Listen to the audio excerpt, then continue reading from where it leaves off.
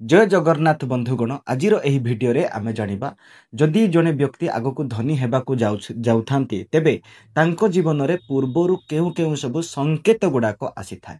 देखंतो आमर वास्तुशास्त्र अनुसार जेतेबेले गोटे व्यक्ति बा गोटे परिवार जेतेबेले धनी हेबाकू जाउथाए बा तार आर्थिक समस्या दूर हेबाकू जाउथाए सेतेबेले ताकू किछि ना किछि संकेत गुडाक प्रकृति देई थाए बा भगवान देई थांती। तेणु आसंतु आमे एही भिडियो रे जानिबा कि कोन कोन सब सेही संकेत गुडाक आ जदि आपणक जीवन रे आसु थाए तेबे आपण जानि जानतु कि आपणकर आर्थिक समस्या खूब शीघ्र दूर हेबाकू जाउची। तेणु करी भिडियोटी को आरंभ करिया पूर्वरु आपण कमेंट बॉक्स रे जय मां लक्ष्मी बोली थरे लिखिकी कमेंट कर दियंतु। तेबे आसंतु वर्तमान में भिडियो को आरंभ करिबा। तुलसी गच्छ सतेज व भरपूर हेबा। जदि हठात आपणकर अगणारे तुलसी गच्छ सतेज व भरपूर हो जाए तेबे एहा खुशी व सुख समृद्धि वृद्धि हेबार संकेत। एहीपरि हेबा द्वारा आपणଙ୍କୁ प्रकृति एहा जणाउछि कि आपणकर खुशीर दिन आसीबाकू जाउछि, आपणकर दारिद्र्यर दिन खत्म हेबाकू जाउछि, सरीबाकू जाउछि। तापरे स्वप्न पारा देखिबा। स्वप्न रे पारा देखिबा अत्यंत शुभ होइथाए। एहार अर्थ एहा जे आपणकर बहुत शीघ्र आर्थिक समस्या दूर हेबाकू जाउछि। ता सहित मां लक्ष्मी कृपारु आपण धनवान हेबाकू जाउछन्ति। तेणु एहा गोटे अत्यंत शुभर संकेत। जदि आपणଙ୍କୁ एहीपरि देखा जाउछि तेबे आपण निश्चिंत भाव रे खूब शीघ्र जने धनी हेबे बा आपणकर आर्थिक समस्या दूर हेबा। तापरे शंकर ध्वनि शुभा जिबा। सकाळु उठिबा मात्रे जदि शंकर ध्वनि शुणा जाउछि तेबे एहा जीवन रे हेबाकू थिबा भल परिवर्तनर संकेत देइथाए। देखंतु बंधुगण, शंकर ध्वनि जो पर्यंत जाए से पर्यंत जो सब नकारात्मक विचारधारा गुड़िक थाए से सबू भस्मीभूत हो जाती बा गोटे पॉजिटिव बा सकारात्मक विचारधारा आसी जाए बा सकारात्मक शक्तिर वृद्धि हुए। ता सहित जदि आपण सकाळु सकाळु शुणुचंती ताहले आपण उठिबा परे ही शुणुचंती ताहले तो आपणकर बहुत शुभ। तेबे एहा जीवन रे हेबाकू थिबा भल परिवर्तनर संकेत। एहार अर्थ हेउची आपणक खराब समयर एबे अंत हेबाकू जाउछि। तापरे कला पिंपुड़ी घर को आसीबा। जदि आपणक नजर रे आसु थाए कि कला पिंपुड़ी लंबा धाड़ी होई आपणक घर को आसुछंती एवं कोनोसी खाद्य सामग्री उपरे बढ़ी छंती तेबे आपण बुझी जानतु मां लक्ष्मी आपणक घर को प्रवेश करिछंती एवं बहुत जल्दी आपणक घरे धन संपदर वृद्धि हेबाकू जाउछि। तो ये सब हेउछि हमर सब वास्तुशास्त्र को आधार करी कुहा जायतिबा किछि महत्वपूर्ण संकेत गुड़िक। तेणु आपण मैंने यही संकेत गुड़िक को जानिया पई भिडियो रे लगी रुहंतु।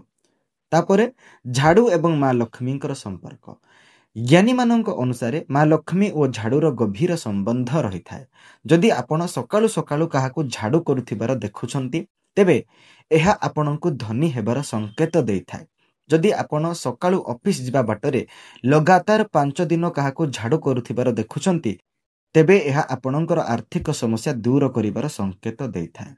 तापरे सकाळु घर बाहर पैसा मिलेबा। जदि आपण सकाळु केउ आडे जिबा समय रे घर बाहर पैसा पड़िथिबार देखुछंती तेबे एहा धन आगमनर शुभ संकेत। एमिति कि जदि आपण ड्रेस पिंधिबा बा काढिबा समय रे पॉकेट रु पैसा पड़ी जाए तेबे मध्य एहा धन समृद्धि हेबार संकेत अटे। मुख्य द्वार सामने आंब गच्छ उठिबा। जदि आपणक मुख्य द्वार सामने आंब गच्छ आपे आपे उठी जाइछि तेबे आपण खूब शीघ्र आर्थिक समस्या मुक्त हेबे। एहा द्वारा गुरुदेवंकर कृपा एवं माता लक्ष्मींकर कृपा होई थाए बोली कुहा जाए। बिलेई तार छुआ जन्म करिबा। जदि आपणक घरे बिलेई ता छुआ जन्म करिछि तेबे एहा बहुत शुभ संकेत होई थाए। जदि छात उपरे कोनोसी मूल्यवान वस्तु पड़ी जाए एहा मध्य बहुत शुभ संकेत होई थाए। शास्त्र अनुसार जदि कोनोसी पक्षी आपणक छातरे कोनोसी मूल्यवान सामग्री पकेई दिए तेबे एहा धनवान हेबार संकेत देई थाए बा आर्थिक समस्या दूर हेबार संकेत देई थाए। 3टी झिटिपिटी गोटे स्थान रे देखा जिबा। जदि आपण आपणकर घरर कोनोसी स्थान रे 3टी झिटिपिटी को गोटे स्थान रे देखुछंती तेबे एहा धन आगमनर संकेत होई थाए। गोटे झिटिपिटी उपरे अन्य गोटे झिटिपिटी देखा गले एहा घरर उन्नतिर संकेत होई थाए। जदि दीपावली दिन तुलसी गच्छरे झिटिपिटी देखा जाए तेबे एहा बहुत शुभ संकेत होई थाए। सकाळु सकाळु आखु देखिबा। ସକାଳୁ ଉଠିବା ମାତ୍ରେ ଆପଣ ଆଖୁ ଦେଖୁଛନ୍ତି କି? ଯଦି ଦେଖୁଛନ୍ତି ତେବେ ଏହା ବହୁତ ଶୁଭ ସଂକେତ ହୋଇଥାଏ। ଏହାର ଅର୍ଥ ଏହା ସ୍ପଷ୍ଟ ଯେ ଆପଣଙ୍କର ଦିନ ବଦଳିବା ପାଇଁ ଯାଉଛି, ଆପଣଙ୍କର ଖୁସିର ଦିନ ଆସିବାକୁ ଯାଉଛି, ଆଉ ଆପଣଙ୍କର ଆର୍ଥିକ ସମସ୍ୟା ଦୂର ହେବାକୁ ଯାଉଛି। ତାପରେ ଘର ବାହାରେ ପେଚା ଦେଖିବା। ମା ଲକ୍ଷ୍ମୀଙ୍କର ବାହନ ପେଚାକୁ ଦେଖିବା ଅତ୍ୟନ୍ତ ଶୁଭ ବୋଲି ବିଶ୍ୱାସ କରାଯାଇଥାଏ। ଯେଉଁଠି ପେଚା ଦେଖାଯାଏ ସେଠି ମା ଲକ୍ଷ୍ମୀଙ୍କର ନିଶ୍ଚିନ୍ତ ଭାବରେ ଆଗମନ ହୋଇଥାଏ। ସ୍ୱପ୍ନରେ ଲାଲ ଏବଂ ହଳଦିଆ ଫୁଲ ଦେଖିବା। ସ୍ୱପ୍ନରେ ଲାଲ କିମ୍ବା ହଳଦିଆ ଫୁଲ ଦେଖିବା ଧନ ଆଗମନର ସଂକେତ ହୋଇଥାଏ। ତା ସହିତ ସ୍ୱପ୍ନରେ ମନ୍ଦିର ଦେଖିବା ମଧ୍ୟ ବହୁତ ଶୁଭ ସଂକେତ ହୋଇଥାଏ। ଏହା କେବଳ ଧନ ପ୍ରାପ୍ତିର ସଂକେତ ହୋଇନଥାଏ, ଆଧ୍ୟାତ୍ମିକ ଉନ୍ନତିର ମଧ୍ୟ ସଂକେତ ହୋଇଥାଏ। ଯଦି ସ୍ୱପ୍ନରେ ଲାଲ ରଙ୍ଗର ବସ୍ତ୍ର ପିନ୍ଧିଥିବା ସ୍ତ୍ରୀ ଲୋକ ଦେଖୁଛନ୍ତି ତେବେ ଏହା ମଧ୍ୟ ମା ଲକ୍ଷ୍ମୀଙ୍କ ସଂକେତ ହୋଇଥାଏ।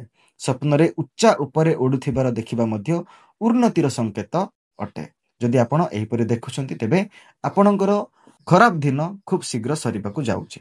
ତାପରେ କୁକୁର ରାସ୍ତାରେ ରୁଟି ଧରିଥିବାର ଦେଖିବା।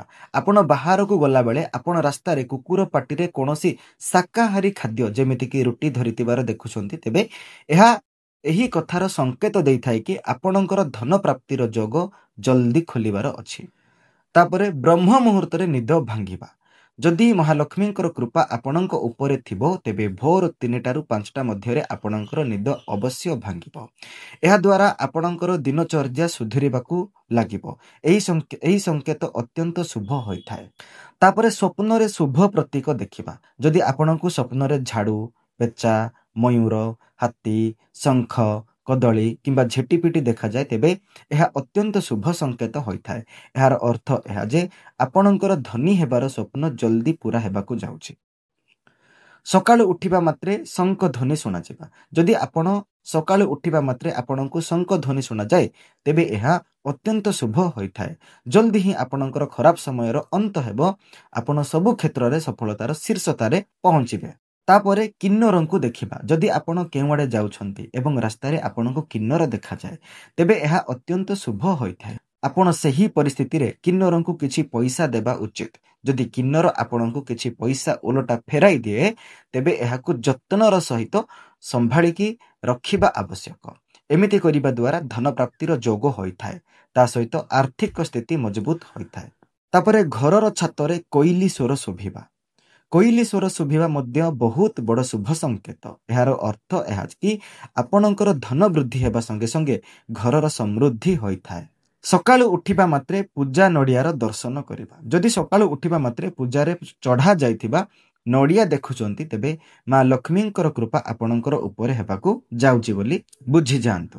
ସକାଳ ସମୟରେ ଗାଈ ଆପଣଙ୍କର ଦ୍ୱାରକୁ ଆସିବା। ଯଦି ସକାଳ ସମୟରେ ଗାଈ ଆପଣଙ୍କ ଦ୍ୱାରକୁ ଆସି ବୋବଉଛି ତେବେ ଏହାକୁ ଈଶ୍ୱରଙ୍କର ଆଶୀର୍ବାଦ ବୋଲି ଭାବି ନେବା ଉଚିତ।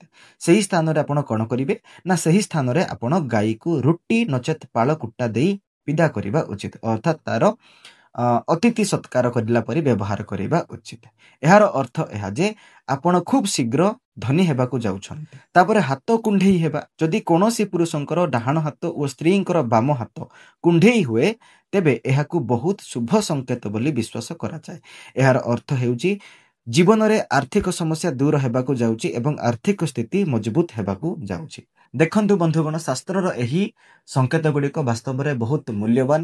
କିନ୍ତୁ ଯଦି ଆପଣ ଏହି ସଂକେତ ଗୁଡ଼ିକ ଦେଖିଲା ପରେ ଆପଣ କର୍ମ ବନ୍ଦ କରିଦିଅନ୍ତି, କର୍ମ କରିବା ବନ୍ଦ କରିଦିଅନ୍ତି ତେବେ ଏହି ସଂକେତ ଗୁଡ଼ିକ କାମ କରିବ ନାହିଁ। ତେଣୁ ମୁଖ୍ୟ ହେଉଛି ଆପଣଙ୍କର କର୍ମ। ଯଦି ଆପଣ କର୍ମ କରି କରି କରି କରି ଚାଲନ୍ତି ତେବେ ଆପଣଙ୍କୁ ଅଟୋମେଟିକ୍ ଶୁଭ ସଂକେତ ଗୁଡ଼ିକ ଦେଖାଯିବା ଆରମ୍ଭ ହେବ।